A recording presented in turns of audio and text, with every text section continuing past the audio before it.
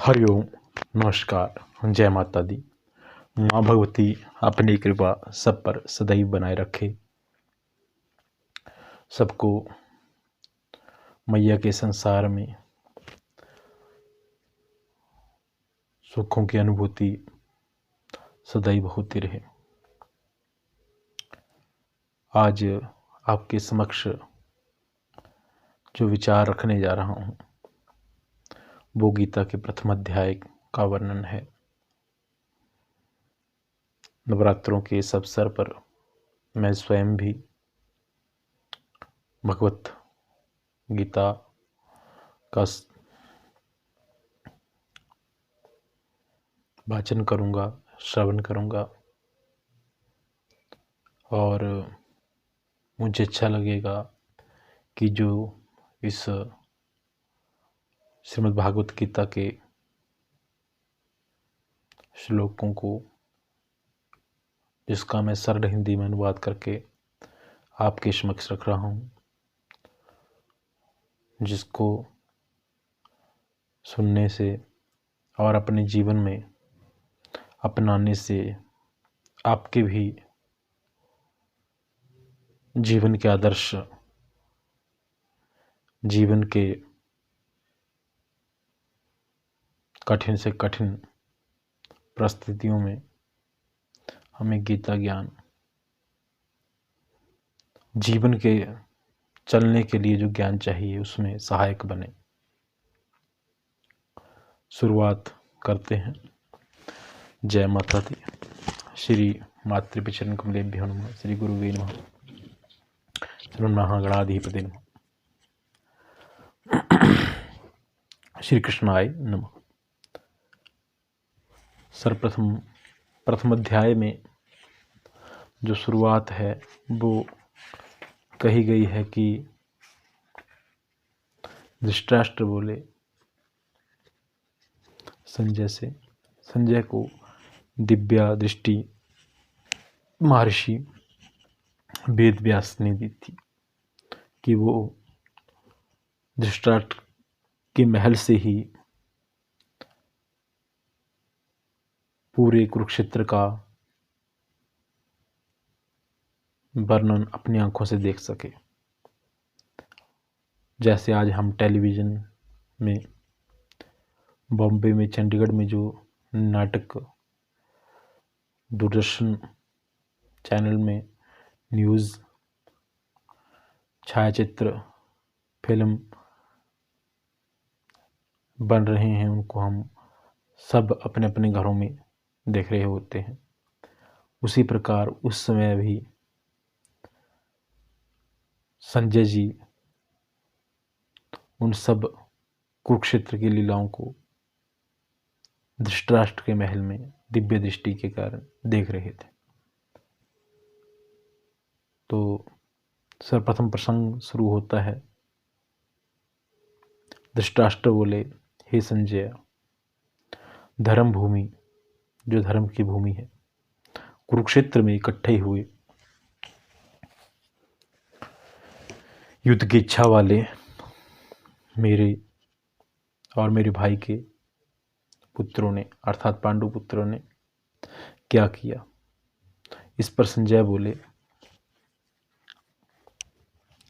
कि उस समय राजा दुर्योधन ने व्यूह रचना कर युक्त पांडवों की सेना को देखकर द्रोणाचार्य के समीप जाकर कहा, हे आचार्य, आपके बुद्धिमान शिष्य द्रुपदपुत्र धृष्टद्युम्न द्वारा व्यूहकार खड़ी की हुई पांडु पुत्रों की इस बड़ी भारी सेना को देखिए। जो बड़ी विशाल काय सेना है उसको आप देख लीजिए। इसमें पांडु पुत्रों की सेना में बड़े बड़े धनुषों वाले, युद्ध में भीम अर्जुन के समान बड़े बड़े धनुर्धर, धनुष चलाने में प्रवीण हैं, शूरवीर खड़े हैं। जैसे सात्विक विराट तथा महारथी राजा द्रुपद, धृष्टकेतु, चेकितान, बलवान उत्तमौजा, काशीराज, पुरोजित,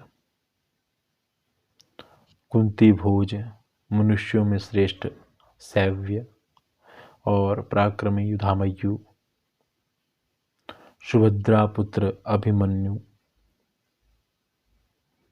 द्रौपदी के पांचों जो पुत्र हैं वो सब के सब महारथी हैं।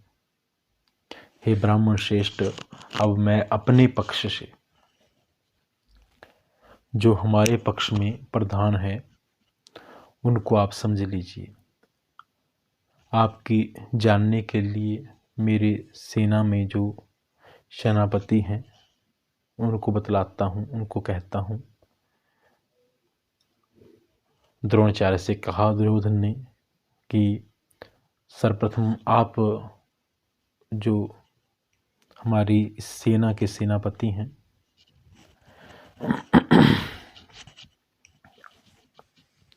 वैसे दादाश्री पितामह भीष्म, कृपाचार्य, अश्वत्थामा, अंगराज कर्ण, विकर्ण, सोमदत्त का पुत्र भूरिश्रवा तथा और भी अनेक शूरवीर मेरे लिए प्राण देने के लिए तैयार खड़े हैं, जो अपनी जीवन की आशा को त्याग चुके हैं, जो सिर्फ मेरे लिए जी रहे हैं, सिर्फ मेरे लिए प्राण निछावर करने के लिए तैयार खड़े हैं। भीष्म पितामह द्वारा रक्षित हमारी सेना अजेय है, जिसको कोई भी जीत ना सके, जो हमेशा जीती जाए। और भीम द्वारा रक्षित पांडु पुत्रों की सेना जीतने में सुगम है, अर्थात जो जल्दी जीती जा सके, इसको जीतना ज़्यादा मुश्किल ना हो। इसलिए सब मोर्चों पर अपनी अपनी जगह स्थित रहिए, अपनी अपनी जगह पर संभल जाइए और चारों दिशाओं से, 10 दिशाओं से, सब ओर से हमारे सेना के प्रमुख भीष्म पितामह, वृद्ध जो हैं, जो सबसे बड़े हैं, बुजुर्ग हैं हमारे इस युद्ध के रण कौशल के, और सबसे ज़्यादा तेज वाले भीष्म पितामह की सब ओर से रक्षा करें। जब इस प्रकार द्रोणाचार्य से दुर्योधन ने कहा तो उनके वचनों को सुन जो वृद्ध और प्रतापी पितामह थे, जब सुना कि दुर्योधन ने हमारी तारीफ की तो भीष्म पितामह ने ऊंचे स्वर में सिंह के नाद के समान गर्ज कर शंख बजाया। जैसे ही भीष्म पितामह का शंख बजा, उसके पश्चात शंख, नगाड़े, ढोल, मृदंग सब बजने लगे, नरसिंह आदि सब बजने लगे, और उनका इतना भयंकर शब्द आकाश में हुआ कि चारों तरफ सिर्फ शंख नगाड़ों की ध्वनि गूंज उठी। धरती कंपायमान होने लगी, कंपित लगी होने। उसके पश्चात सफेद घोड़ों से युक्त उत्तम रथ पर बैठे हुए भगवान श्री कृष्ण ने पांचजन्य नामक शंख को बजाया, अर्जुन ने देवदत्त शंख को बजाया, भीम ने पौंड्र शंख को बजाया, युधिष्ठिर ने अनंत विजय शंख को बजाया, नकुल और सहदेव ने सुघोष और मणिपुष्पक शंख को बजाया, श्रेष्ठ धनुष वाले काशीराज, महारथी शिखंडी धृष्टद्युम्न तथा विराट और अजेय सात्विक द्रुपद राजा द्रुपद और द्रौपदी के 5 पुत्रों ने अपने अपने शंख को बजाया। सुभद्रा पुत्र अभिमन्यु ने अपने शंख को बजाया।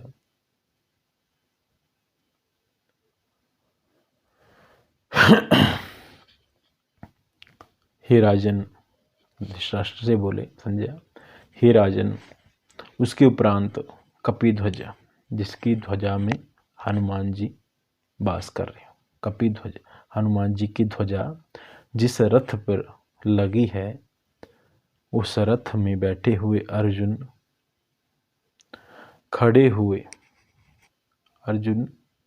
खड़े होकर उस रथ में देख रहे हैं धृतराष्ट्र के पुत्रों को। तो भगवान श्री कृष्ण से क्या कहा कि हे अच्युत, मेरा रथ जो है दोनों सेनाओं के मध्य में खड़ा कर दीजिए, ताकि मैं भली प्रकार से देख पाऊं मुझे किन से युद्ध करना है। मेरे लिए, मेरे सामने युद्ध करने में कौन कौन आया है, मैं ऐसा देख पाऊं। दुर्बुद्धि, जिसकी बुद्धि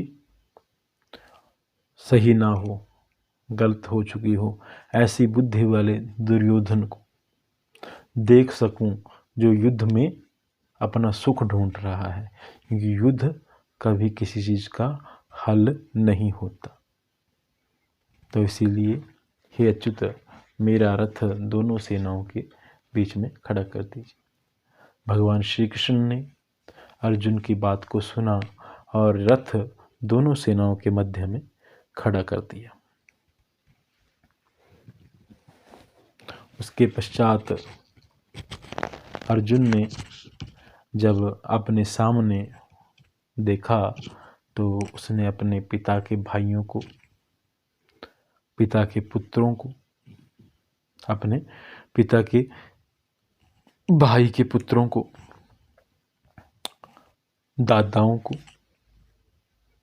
गुरुओं को, मामा को, ससुर को तथा मित्रों को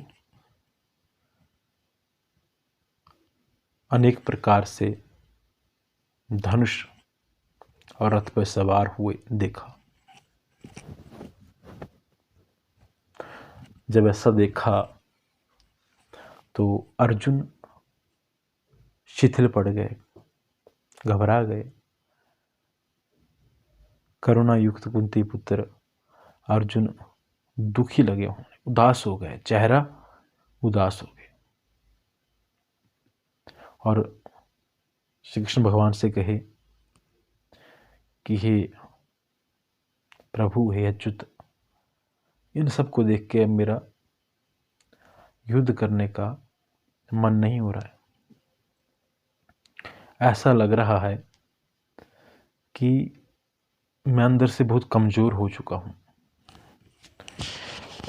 ऐसा लग रहा है कि मेरे अंगों में शक्ति नहीं है, मैं शक्तिहीन हो रहा हूं। मेरे मुख में जल की मात्रा कम हो गई, मुख सूखा जा रहा है। गांडीव जो धनुष है अर्जुन का, वो हाथ में टिक नहीं रहा है, अर्थात वो वजन का भारी लग रहा है। ऐसा लग रहा है कि त्वचा जल रही है, अग्नि सी महसूस हो रही है त्वचा में। अपने आप पर, स्वयं पर गुस्सा हो रहा है अर्जुन, मन भ्रमित सा हो रहा है, खड़ा होने का सामर्थ्य नहीं है। हे केशव, मैं सब लक्षणों को उल्टा देख रहा हूं, मेरे को कोई भी लक्षण जो है वो सही नहीं दिख रहा है। युद्ध में अपने कुल को मारकर कल्याण भी नहीं देखता। अगर अपने ही भाई बंधुओं को युद्ध में मार दिया तो क्या कल्याण, किसके साथ खुशियां मनाऊंगा। दोनों तरफ अपने भाई हैं, रिश्तेदार हैं, कुछ उधर के शहीद होंगे, कुछ इधर के शहीद होंगे। अगर मान लो कि मैं बच भी गया, तो अगर मेरे भाई बंधु इस संसार में नहीं रहेंगे तो मैं किसके साथ सुखों का भोग करूंगा। हे कृष्ण, मैं विजय नहीं चाहता। उस जीत का क्या फायदा जिसमें सब कुछ हार जाना हो। राज्य और सुखों को नहीं चाहता, सुख को नहीं चाहता। सुख किसके साथ है? अपनों के साथ है। राज्य किसके साथ है? अपनों के साथ है। तो मुझे ये राज्य सुख नहीं चाहिए। भोगों और जीवन से क्या फायदा? भोग अकेले भोगने और कोई रहेगा नहीं, किससे अपनापन बताना। जिस प्रकार कई प्राणी ऐसे हैं जिनके घर में स्वयं अपने संतान नहीं होते, तो उनको पता होता है संतान का दुख क्या है। संतान दूर चली जाए तो पता चलता है कि दुख क्या है। तो वो दुख अर्जुन बयां कर रहे हैं, अर्जुन बता रहे हैं उस दुख को। आज जो मेरे लिए इस राज्य सुख के लिए मैं अपनों के ऊपर शस्त्र चलाऊं, तो मैं उस शस्त्र का क्या लाभ, उस सुख का क्या लाभ जिसमें अपने साथ ना हो। खुशियां तो अपनों से ही मनाया करते हैं। हे प्रभु, मुझे जीवन की सारी आशा छोड़ चुका हूं। मैं अपने इन भाइयों के द्वारा मरना पसंद करता हूं। अगर ये मुझे मार देंगे तो मुझे पसंद है, परंतु मैं इन्हें नहीं मार सकता। प्रभु, अगर मुझे तीनों लोक भी दे दें तब भी मैं अपने भातृ भाइयों को, दादा को, मामा को नहीं मारूं। तो इस पृथ्वी का तो कहना ही क्या। और दूसरी बात कि हे प्रभु, हे अच्युत, इस धृतराष्ट्र के पुत्र दुर्योधन और इनके भाइयों को, इन पापियों को मार कर तो मुझे पाप ही लगेगा। जो पापी हैं ही हैं, इनको मारूंगा तो मुझे भी पाप लगना। इसलिए हे प्रभु, मैं इनको मारने के योग्य नहीं हूं। अपने कुटुंब को हानि देकर कौन सुखी रहा है? अपने कुटुंब को मैं अगर शहीद कर दूं, मार दूं, तो कौन सुखी होगा? मैं कैसे जीऊंगा? हर वक्त, हर समय मुझे ये डर लगा रहेगा कि मैंने क्या किया। जब अपना परिवार में खत्म कर दूंगा तो कैसे सुखी रहूंगा। यद्यपि लोभ से भ्रमचित हुए ये लोग कुल के नाशकृत दोष और मित्रों के साथ विरोध करने में पाप को नहीं देखते। ये नहीं देखते कि युद्ध से हमारा कुल नष्ट हो रहा है। ये नहीं देखते कि मित्र से विद्रोह करना, मित्र से विरोध करना तनाव देगा, कष्ट देगा।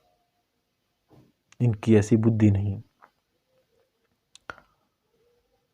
परंतु हम लोग, मैं तो सब जानते हुए भी अगर इस पाप से पीछे नहीं हटता तो मुझसे बड़ा पापी कोई नहीं है।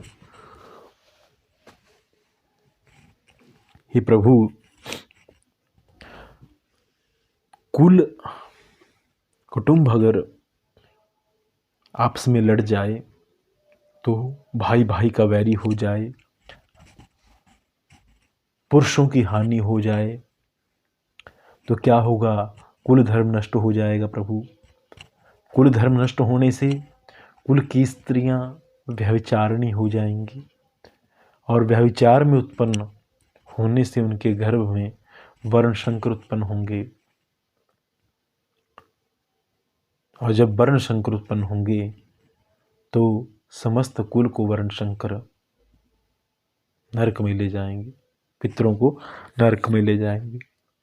वर्ण संकर के द्वारा की गई पिंड और जल की क्रिया को पितृगण स्वीकार नहीं करेंगे। जिससे जाति धर्म कुल धर्म सब नष्ट हो जाएंगे। हे जनार्दन, हे अच्युत, नष्ट हुए कुल धर्म वाले मनुष्यों का अनंत काल तक नरक में वास रहता है।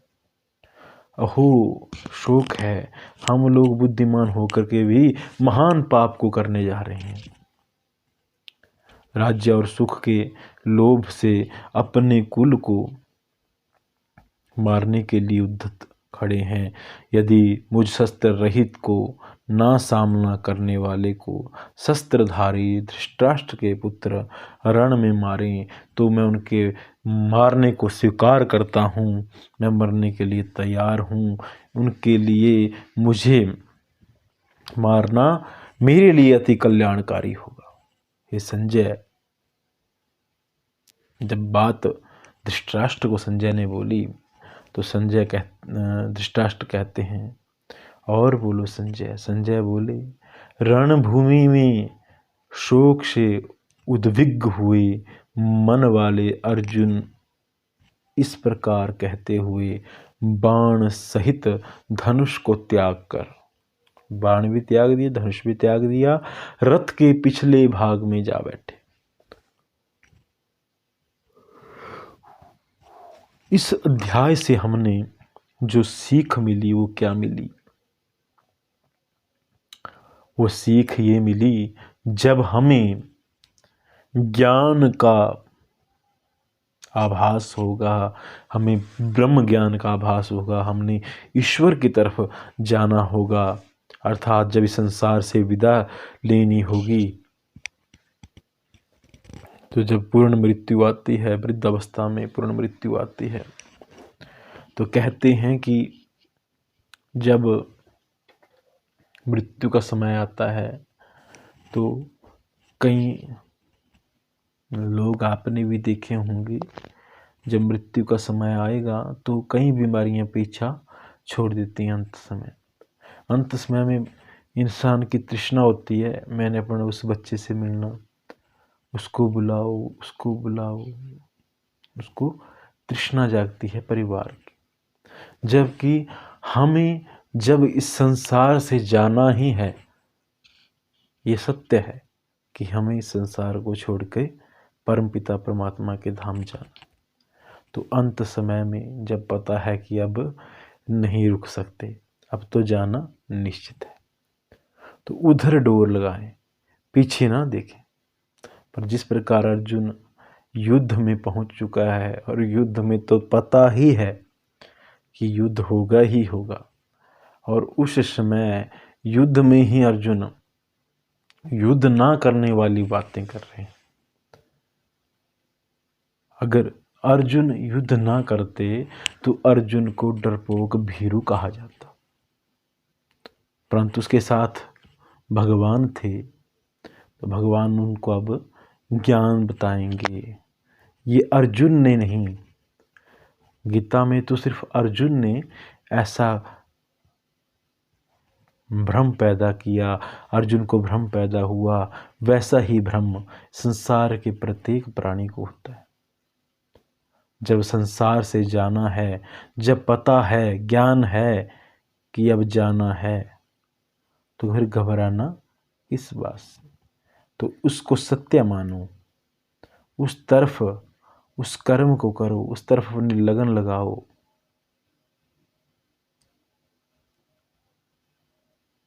उस परमात्मा को पहचानो, मोह में ना पड़ो। मोह में पड़ रहे हैं, मोह, मेरा भाई, मेरा बेटा, सब यहीं रह जाएंगे, ना चाहते हुए भी नहीं जी सकते। जब समय पूरा होगा तो जाना पड़ेगा। हमें दुख, हमारी जब सांस इंसान की जब छूटेगी तो उसको दुख होता है अपनों से बिछुड़ने का। जब पता है कि शरीर नश्वर है, जो सच्चा साथी है वो ईश्वर है, तो उस तरफ ध्यान लगाना चाहिए। वैसे ही अर्जुन भी युद्ध में आए हैं, धर्म क्षेत्र में आए हैं, वहाँ पर उन पापियों को देख कर, जिनसे जीवन में तो वैर किया, परंतु जब युद्ध का क्षण आया तब प्रेम लगा जागने। नहीं तो पता था कि दुर्योधन पापी है और पापी को दंड मिलना ही चाहिए, परंतु जब युद्ध का समय आया तो उसी पापी इंसान से, उसी पापी भाई को भातृ प्रेम जाग रहा है। तो ऐसा मोह होता है। इस प्रथम अध्याय में ज्ञान मिला कि जीवन में मोह को त्याग देना धीरे धीरे। बच्चा बचपन में माँ के बिना नहीं रह पाता, जैसे आयु बढ़ेगी और मोह में पड़ता है, जबकि बचपन में खूब मोह रखो कोई मना नहीं, जवानी में परिवार से मोह रखो कोई मना नहीं है। 50 से ऊपर हो गए, वानप्रस्थाश्रम आ गया, मोह थोड़ा संन्यास में बिल्कुल खत्म कर, नहीं हो पा रहा है, सांसारिक जीवन में नहीं हो पाता है, पर कोशिश करो कि कम करें, बढ़ाएं ना। जब दादा बन जाते हैं, अर्थात 50-60 के एज के जब इंसान हो जाता है, तब मोह और जागता है। तब उन छोटे छोटे बच्चों के लिए, पोतों के लिए मोह जागता है, उनके लिए जोड़ना चाहता है इंसान। तो इस चीज़ से दूर हो जाएं। और जिस प्रकार अर्जुन मोह में पड़कर एक धनुष को उठाने की शक्ति नहीं रही, वैसे ही जब यहाँ से संसार से विदा होने जाएंगे, मोह में पड़ेंगे, तो फिर जवान भी नहीं चलती। अगर समस्त शरीर को ईश्वर को अर्पण कर देंगे तो बड़ी खुशी से ईश्वर के धाम जाएंगे। कि सत्य आए हैं तो जाना है, परंतु जीवन भी उसने दिया, ले भी वही लेगा। इस बात को हमेशा गांठ बांध लेना। जय माता दी। माँ भगवती सबका कल्याण करे। माँ अपनी कृपा दृष्टि सदैव सब पर बनाए रखे। अगर आपको मेरा ये गीता का प्रथम अध्याय का वर्णन अच्छा लगा हो तो कमेंट में ज़रूर बताएं, शेयर अवश्य करें, लाइक अवश्य करें। धन्यवाद। जय माता दी। माँ भगवती सबका कल्याण करे। माँ अपनी कृपा दृष्टि सब पर बनाए रखे। कोशिश करूँगा कि बहुत ही जल्दी प्रथम अध्याय का महात्म्यम आप सबके समक्ष रखूं, जिसमें आपको एक बहुत ही अच्छी भगवान की लीला का वर्णन मिलेगा, एक ऐसी ज्ञान का वर्णन मिलेगा जो इस चीज़ का महात्म्यम है। तब तक के लिए जय माता, माँ भगवती सबका कल्याण करे। अगर आप लोग इस प्रकार से मुझे मेरी वीडियो को देखते रहेंगे तो समय निकाल कर, जैसे आज रात्रि के समय निकाला, वैसे समय निकाल कर आपके समक्ष आता रहा करूँगा। धन्यवाद। जय माता दी। माँ भगवती सबका कल्याण करे।